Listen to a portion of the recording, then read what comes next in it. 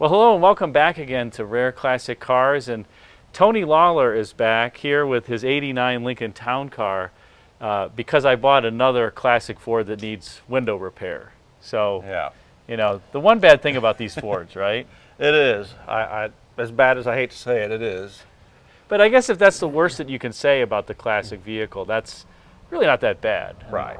But it was GM that paid my bills in the 90s with the Aleros and the Intrigues and the Grand Ams with their power windows. So they all go through their Phases. glitch eras, I guess, yeah. At least these aren't bad Right. regulators like those were, which is Right. a more intensive repair. Right. You're just This taking is the motor a out. lot less costly, yeah.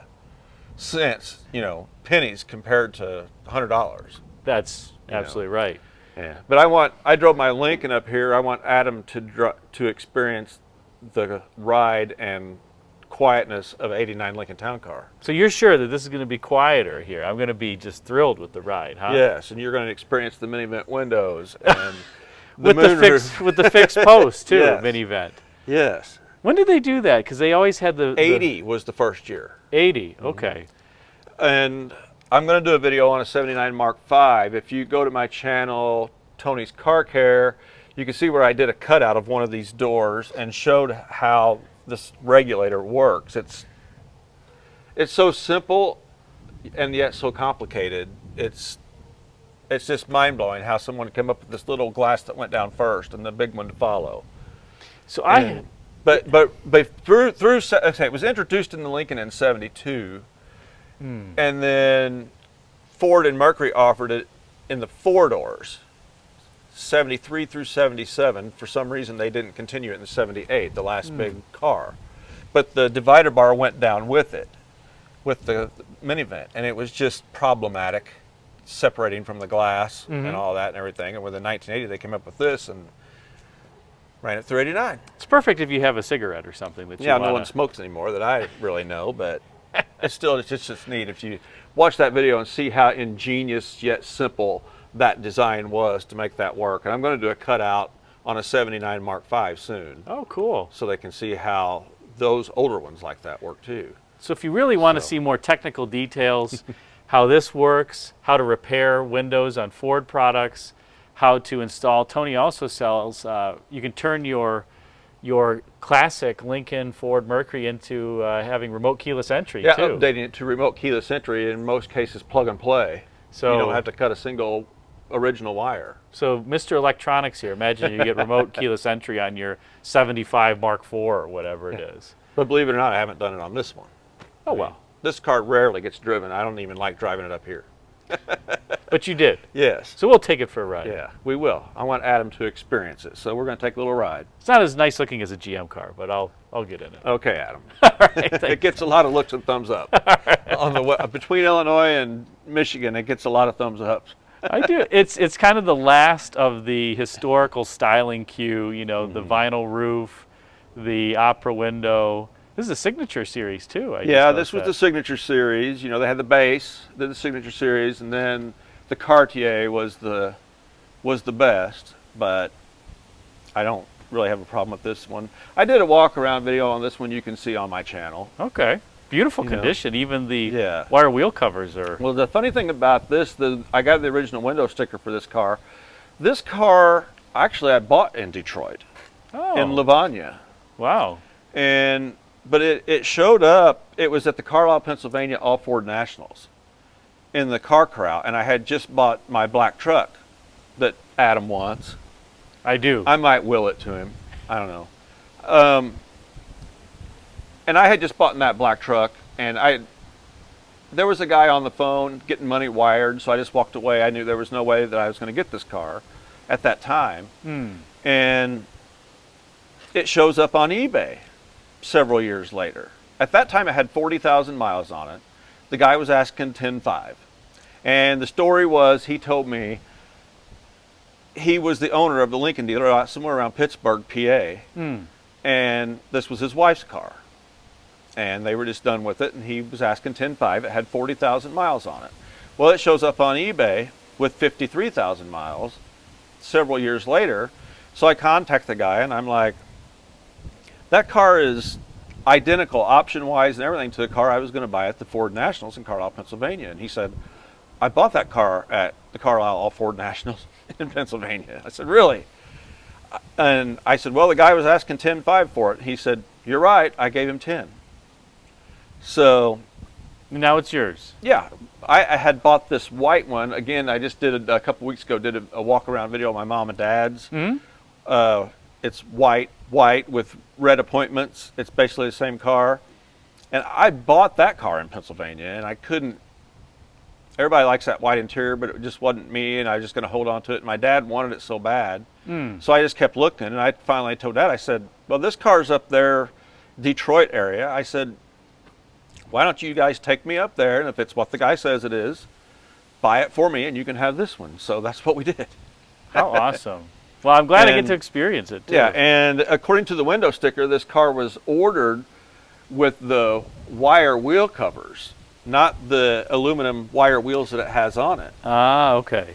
And it had a $137 credit because turbine wheels were standard. That's right. So by getting the wheel covers, you actually got a minus $137. Wow. Opting out of the aluminum wheels.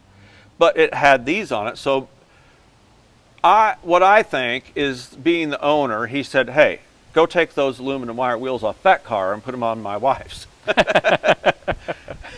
Is what I think happened. Well, how cool. I don't know that. But these aren't even really the ones that was on it when I bought it, because I bought these new old stock. Okay.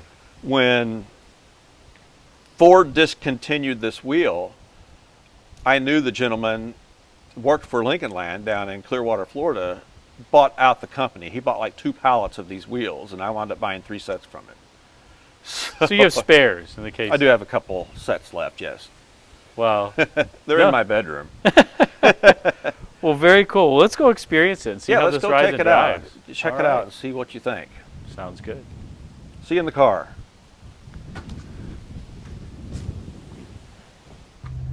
All right, we got Adam in the car driving. What do you think, Adam?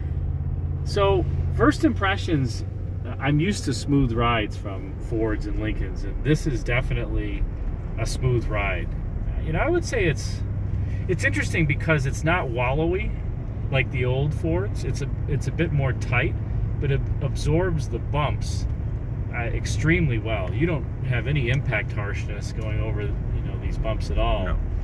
And I think the now this does have the air ride on the back, the air shocks, not bags. okay. This was the last year for the air shock, okay, the load leveler, load Interesting. leveling option. We're coming up to some twisty, turny roads here, so we'll really test the handling of Tony's 89 Town Car. He's already admitted that the steering's much tighter It's than no the older comparison. ones. The Yeah. steering in this thing, I actually almost have to mentally correct myself because I'm used to my Fords, and it's way tighter. I mean, there is not.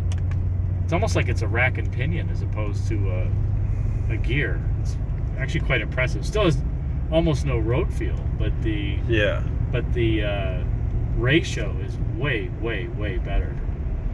I think in terms of road noise, minimal. Wind noise, a little bit, but still very. It is a square car going down the road. It does.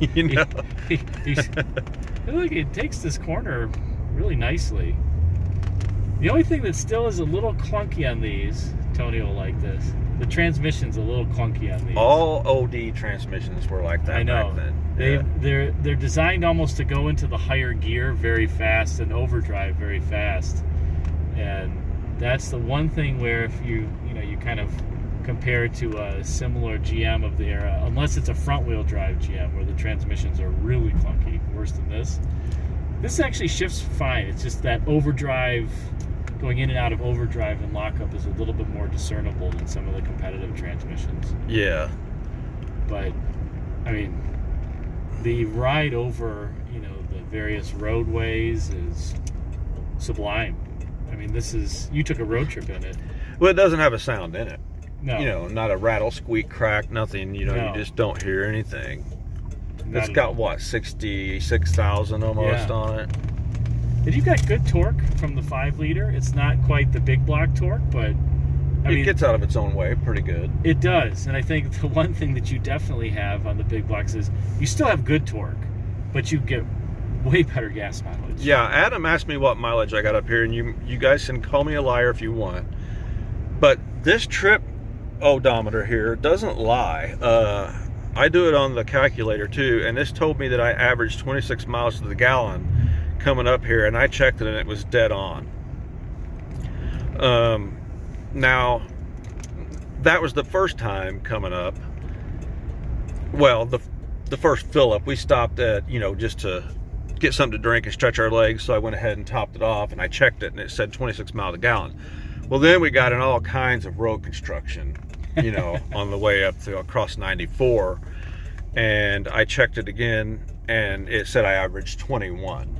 But still, a car that's this big and this comfortable and quiet, you can't squawk at 21 miles to the gallon. No. No.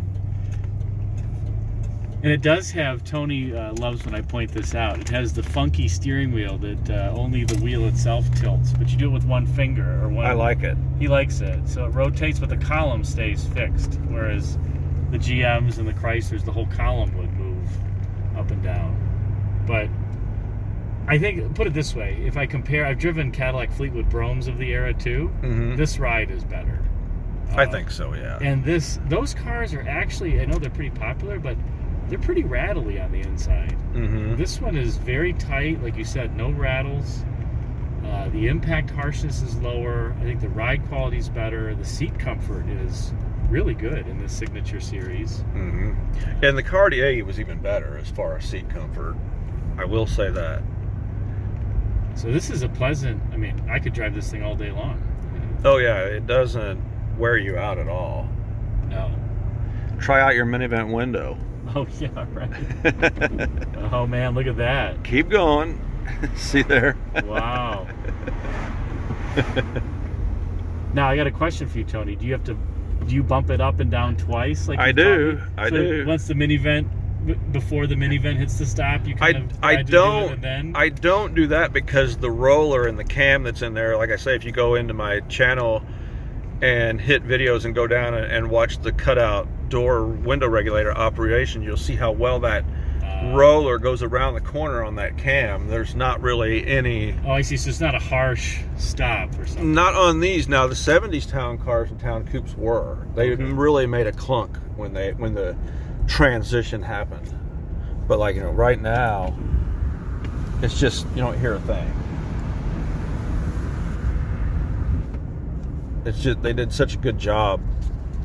And that's why I wanted to do that video on the cutout of the Mark V. And then Mark V's and the Thunderbirds, offered that as well. And they didn't clunk either. It was only the big Continentals, and, the town cars and town coupes that had a really bad clunk when the vent went down before the big one followed. But I had a 79 town coupe, so I learned to do that. I never ever changed a torque pin in it. I put almost 100,000 miles on that car. No, this is very, very pleasant. Good ergonomics too. I think the GM, here everything's within your reach envelope. I've got the seat back pretty far, and my hand can touch everything very easily. Mm-hmm. The GM's, the reach envelope isn't nearly as good. You've got to really stretch out to hit the radio or the climate controls. Mm-hmm. So. And I will say that the automatic dimming lights on this car work flawlessly. Oh, okay. It's hard nowadays because there's lights and signs and everything all over, but you get really out on a dark rural road at night, the auto dimming headlights work flawlessly. They see a car coming, they dim. As soon as that car goes past, they come right back on brights. Great car, Tony. That's all I got to say. Thank you. Yeah, great ride. I wanted to show you they actually did really improve. Yeah, it's a very, very pleasant ride. I think the biggest improvement is the steering gear. Yeah. Oh my gosh, this is night and day. Go ahead and floor it if you want and see. Are you sure? Yeah. All right, here we go. It's not a dog. No, so it's got more horsepower and like pep than the big blocks that are pretty choked down. Yeah. So it's a little less torque, more upper end in this. They were really just a trouble-free vehicle. Yeah, these 5 liters are indestructible. Especially, this is the multi-port 5 liter by this point. It was. 86 was the first year they went to the multi-port. It made a huge difference. Yeah. Although my parents had an 85 with the throttle body injection. Yep. And it got outstanding fuel mileage as well. And when they finally decided to retire that car, it had 348,000 miles on it.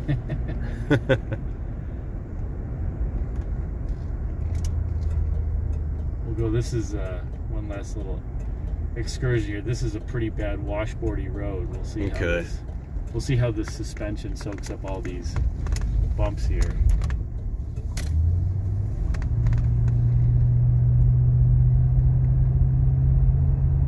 Yeah, nothing. These cars had a tendency to sag in the front. Because the coil springs were so soft? No, the shocks, I think. Well, me and Dad both, when we buy these town cars, we put the load leveler shock on it with the coil spring that goes around it to really pick up the front end. So it's actually got a stiffer shock on the front, but it doesn't ruin it. No, not at all. And it gives it a nice stance. Yeah, very pleasant. This is not a good road. Lots of expansion joints, and you really don't hear. You don't hear the expansion joints. No. You take a modern car and drive down this road, and you'd be bouncing all over the place and rattling your fillings. Oh yeah.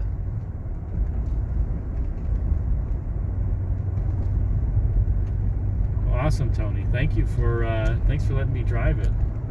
No problem. I'm glad you finally got to. So, anything you got to say to him? No, I think if you need to entrust somebody to fix your Ford windows and electronics, Tony Lawler, by his own slogan, does good work, and I can attest to that. So he's going to fix a few window motors. We're going to get back to Adams, and we're going to do a little bit of work. So you guys stay tuned. Thanks for watching. Thanks for watching.